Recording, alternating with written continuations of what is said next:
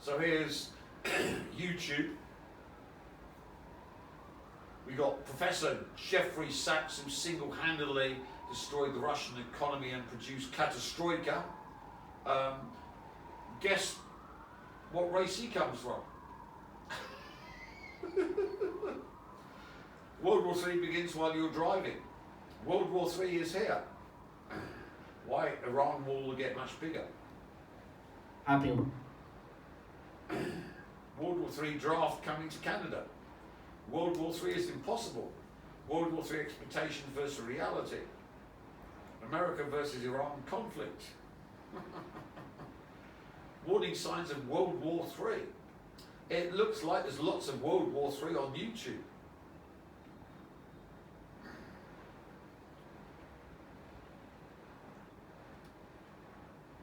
Why World War III is almost impossible. World War III. World War III could start tomorrow. Elon Musk on Joe Rogan. Yep. I've studied nuclear war for 35 years. You should be worried.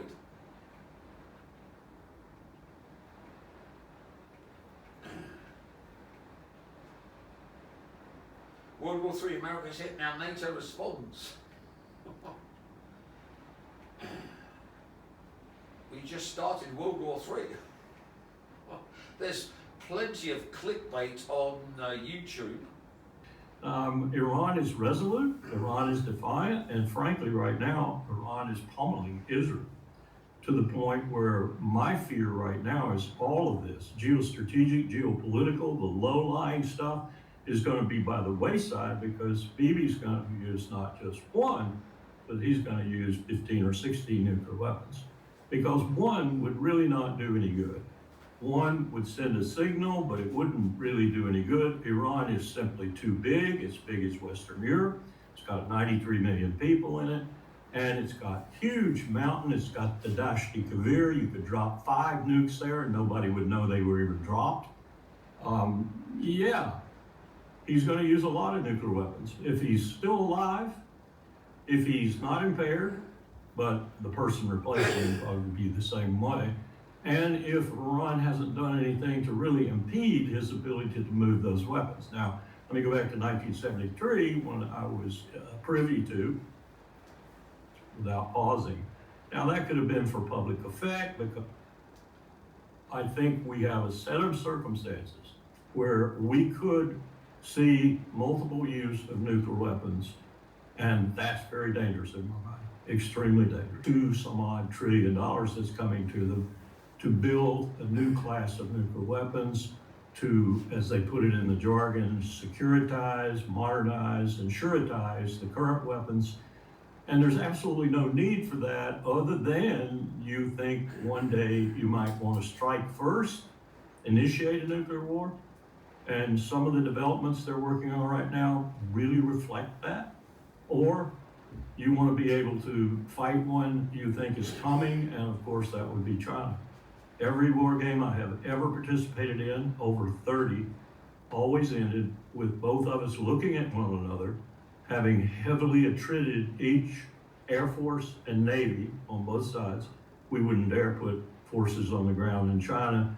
Remember the Princess Bride? Only a fool goes into the Malayan War in Asia. So you come to that point in the war game, and then the civilians who are playing the president, the Secretary of Defense, and other characters like that, they stop you because they don't want to go nuclear. That's the only choice you have at that point. You're standing there looking at each other. You have knocked out a third of each other's Navy and Air Force. Nobody's fighting on the ground because we wouldn't dare mount China. I mean, 2.5 million troops would meet us immediately. So you start talking about, I think I'll put a nuclear weapon on Shanghai, maybe one on Xi'an, and the Chinese team says the same thing about you. I think I'll put a nuclear weapon in the center of the battle group out there or whatever, and the game stops. It always winds up with what my Marines used to call the elephant and the shark. The elephant is on shore, the shark is in the ocean. the shark can't come ashore and the elephant can't swim very far. So you use nukes. And that's what we're building towards. That's what the labs out west, that's what they're working on right now. They want to have not only a first strike capability, that's the only way you can explain the warhead work they're doing. And they also want to have enough missiles to ride out a first strike and go back. It's the first strike business that truly troubles me. Because I know there are people I have met who have made comments like this. If we've got them and we paid so much money for them, how come we never use them? And they've also made comments about how nice it would be to have a first strike capability. And we have never, and there's a reason for this, we have never publicly denounced a first strike, as Russia has done and as China has done. So we've been, don't worry about intercontinental ballistic missiles nuking you. The GRU had loads of nukes all across America, thanks to this. So, we're entering into World War III, and nukes are going to be going off left, right, and centre. Thank you very much. So you can see the war in the Middle East is going nuclear, and according to retired Colonel Wilkerson, who was the Chief of Staff of the Defense Secretary under George W. Bush,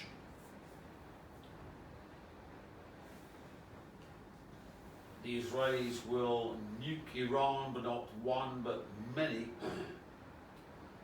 This is good news, because the only way to win the war against Iran is to nuke it. It's huge, and it's buried all of its missiles and drones underground, and the Straits of Hormuz. They've got their missile and drone launchers and speedboat launchers and all buried. So the only way to win the war is to nuke, and nuke again, and if in doubt, nuke. I don't believe 15, 16 will be enough. I think hundreds will have to be used. They'll have to pepper Iran with tactical nukes non-stop, and then maybe use earth-penetrating H-bombs in any of the deep mountain nests of the filthy satanic Iranian filth, in order to exterminate them.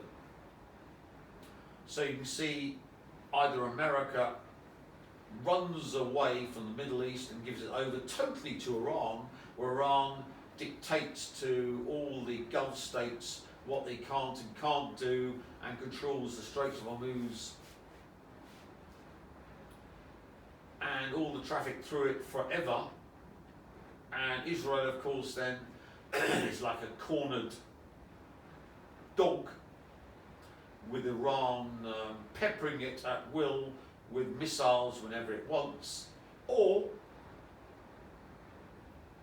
they just lay waste to Iran with nuclear weapons. You can't beat Iran with conventional weapons, but it's easy if you simply take out all the Iranian military with tactical nukes and the deep underground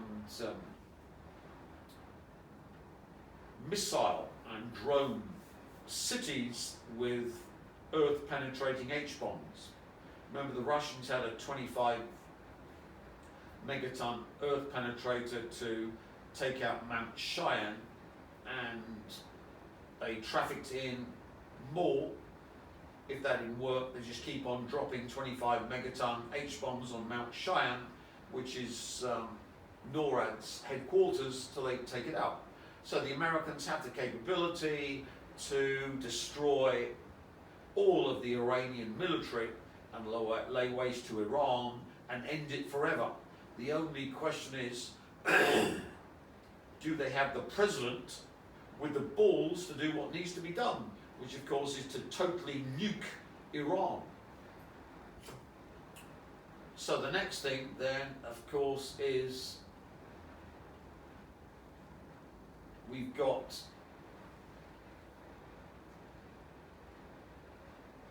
buried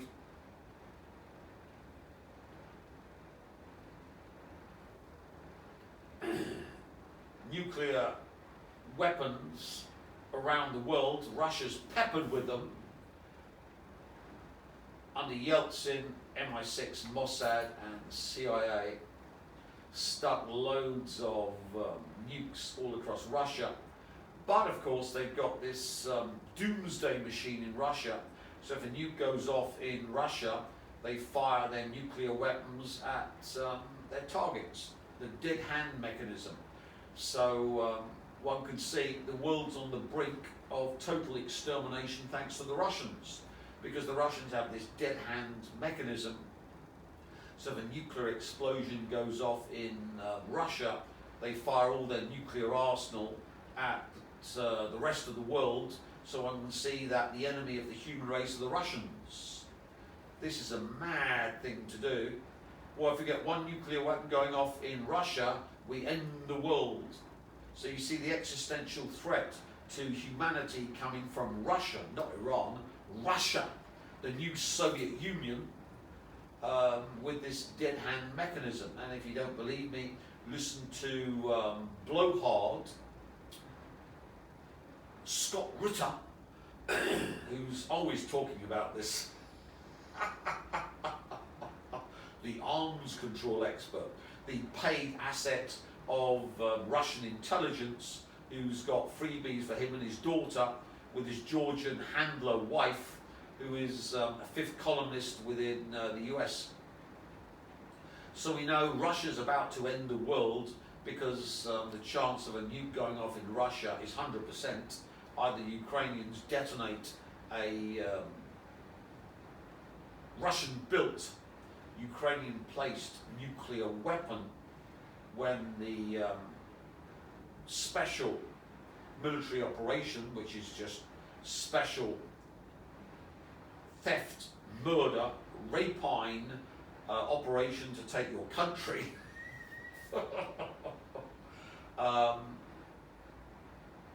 wanders into Kiev, and the Ukrainians legitimately detonate the Russian-built, Ukrainian-placed nuclear weapons they bought on the black market from the Russians, and the dead hand mechanism launches all of Russia's arsenal at the West, and of course America retaliates, and that's the end of the world. So you see the world ends with the Russians. The Russians end the world. The world is going to die, and the Russians do it.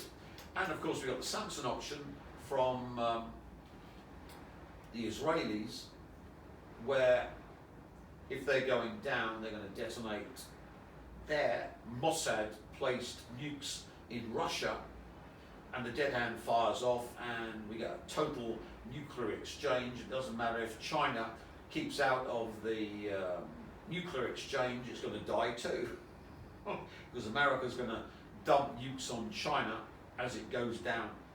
So one can see the end of the world is here, and you're all going to die. So the name of the game is survival for the human race, because the Russians want to kill us. Their dead hand mechanism guarantees the extermination of the human race, and Putin and his cohort of gangsters will wipe you from the face of the earth. So the new Soviet Union ends humanity. So what can be done about this? Well, as the world's expert on remote sensing, I've been scanning the minds of aliens to see how they turn off nuclear weapons. So the only way forward is to turn off all Russian nuclear weapons or detonate them, completely exterminating the new Soviet Union. So how can we detonate them using far future technology? Well, you simply go into the leptonic sea, and instead of quenching them by using all the love power from the most loved female on the planet, you can simply go into the Dirac Sea in a state of total hatred, which then means that you can generate electrons in circuitry and get every single Russian nuke to go bang, bang, bang, bang, bang, bang, bang, bang, including their Poseidon nuclear torpedo in their submarines. So all the Russian nuclear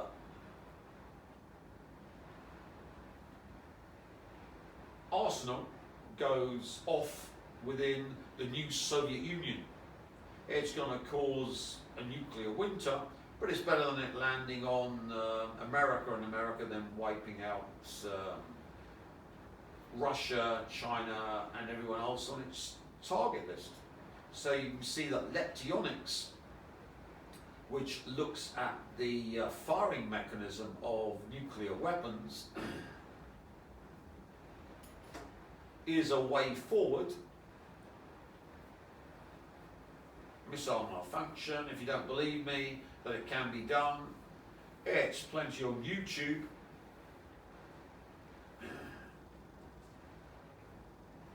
UFOs are said were US nuclear missiles at height of the Cold War, blah, blah, blah. So, now, the other way forward is to stop them in another method. As I say, I talked about the crossroads of humanity. Well, all civilizations end by nuclear exchange, or they've reached the stage where they've developed psi to the extent that it can switch off nuclear weapons. Then, of course, the race survives, and the only one in so the only one who has developed the second pathway of civilization, which is all of the uses of far future technology, what you would call psi, is yours truly, and that's why the Russians, the new Soviet Union, the race that ends humanity, sent an army of Russians to Nha Trang to do me in, and it was only the Vietnamese who protected me from the dictator of Russia, Putin, and his army of filth that were desperate to do me in so that they could wipe out humanity when they thought, of course, that they were in the driver's seat.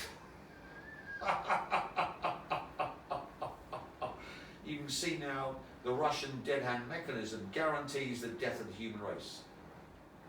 If a nuke goes off in Russia, which it will do, it's guaranteed with the war in Ukraine and the war in the Middle East, either the Israelis or the Ukrainians detonate these buried nuclear weapons, and then Russia fires off its entire arsenal, and America responds and wipes out China and Russia, and the ongoing exchange wipes humanity from the face of the earth. So it doesn't even matter if you're in Patagonia, which some of the Israelis have been buying up and burning down forests that buy it for cheap. You're still going to be screwed, because the amount of cobalt-60 released from all the electric cars will be more than 100 tons, and the earth will have its life wiped out thanks to the Russian filth and their dead hand mechanism. If you don't believe me in the dead hand mechanism, just go on Judge Napolitano and listen to the blowhard.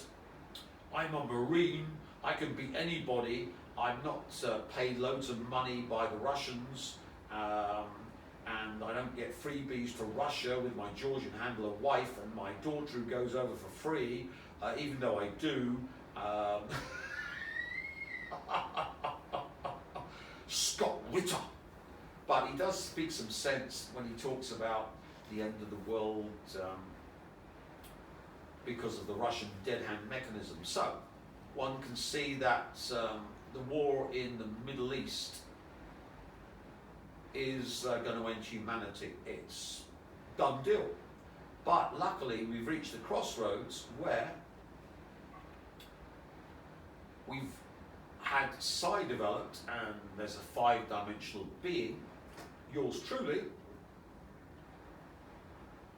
and from the 5th dimension, one can stop nuclear weapons, because nuclear weapons are anti-Higgs field weapons. They turn matter into light energy, which is 5-dimensional. Remember, Kaluza said that light was gravity in the 5th dimension. So, a nuclear detonation is release of matter into the 5th dimension, and if you're in the 5th dimension, you can simply suppress it and make sure the nuclear weapon doesn't go off, or use leptionics to make sure it goes subcritical, or detonate every single nuclear weapon in Russia to wipe out the Russian filth, who are the end of humanity. So luckily, we've reached not only the crossroads, but the culmination of the second branch of civilizations, where yours truly will save humanity from the Russian filth, the scum, with their dead hand mechanism that have consigned you, the human race, to a nuclear death.